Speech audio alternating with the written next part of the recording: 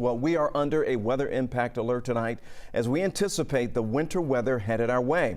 We're going to check in now with Chief Meteorologist Chris Holcomb. So, Chris, you have a clearer picture of the timeline, right? As we get closer to Friday, we are able to fine-tune those impacts a little bit more, and we do have that winter storm watch that is in effect. Earlier when this was issued, it was generally along I-20. It did include some counties south of I-20 northward. Well, now, this afternoon, the National Weather Service has issued this or added on a few more counties here on the south side. So it goes pretty much as far south as parts of Heard County, Coweta County, Fayette County, Spalding County, Butts County, over toward Jasper County, and into Putnam County. That line to the north, all of these areas need to be prepared for at least some sort of winter precip to be moving into our area for the daytime hours on Friday. Right now, we're dealing with clear skies, mainly cold, and I mean really cold air coming in for tonight. By tomorrow morning, we're going to be down into the 20s. The system that we're watching still hasn't totally developed yet out to the west. We see a little bit of moisture here,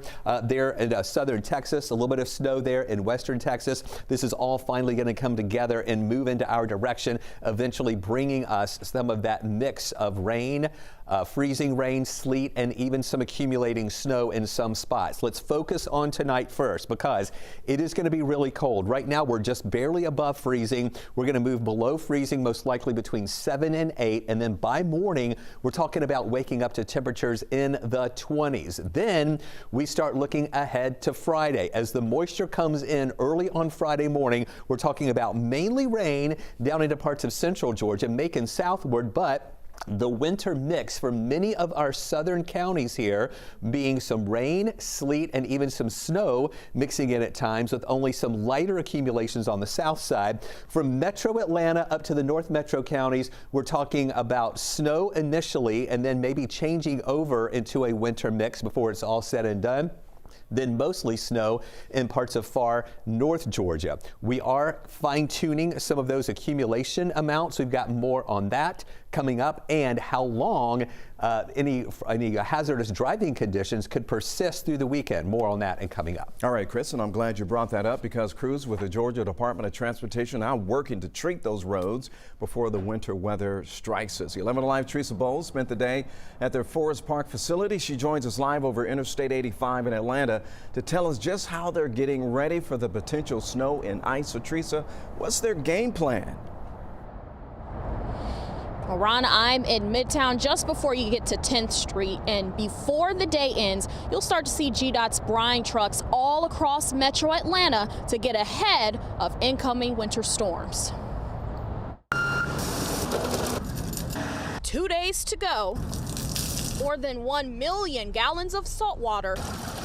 No time to waste. You're constantly making and storing brine in these silos behind me to be used during winter weather activation. And winter weather warnings have been activated, with the worst expected later this week. Here's how it works. Natalie Dale with GDOT says brine keeps ice from forming, helping roads stay clear. When you use that brine, that salinity, it lowers the temperature at which that ice freezes. So you have a bigger window to be able to treat roads. Dale says crews can then salt the trouble spots or go to a third option. We go from brine and then we supercharge with the calcium chloride. This brine system didn't exist 11 years ago when snow and ice trapped Georgia drivers on all 3 major highways for up to a day. At that time, Dale says GDOT didn't have brine making capabilities. Some storms in the years immediately following Snowmageddon, we struggled to refill tankers because we couldn't make at the capacity that we're making now. We can make 60,000 gallons an hour. Crews spent today filling those tanks to the brim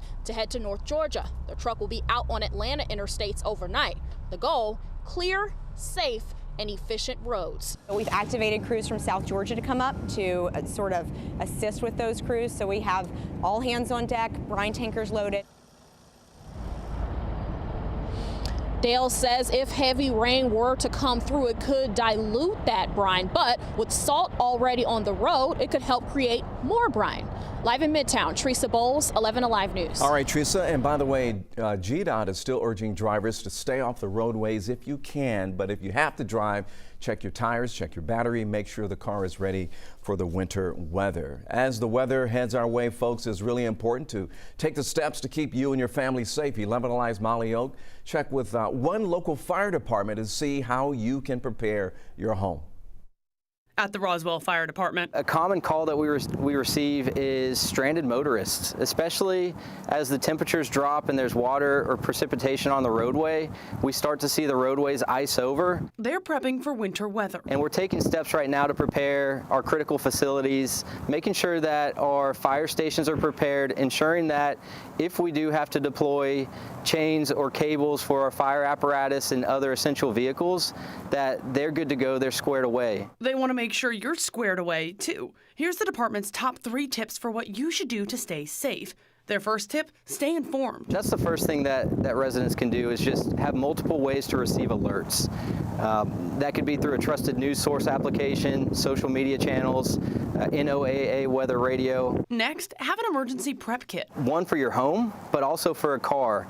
And in these emergency preparedness kits, you can have up to 3 days of non-perishable items, warm clothes, blankets, jackets, gloves, towels, anything that you might need in the case that the power goes out for multiple days. And finally, check on your neighbors. Especially those that are, they may have special needs or they're older and they're not able to get around as much. Make sure that you make contact with them. Stay warm and stay safe. Molly Oak, 11 Alive News. Really good advice there. And by the way, folks, you can take the 11 Alive weather impact forecast wherever you go by downloading the 11 Alive News app. Just scan the QR code right there on your screen to download it for free.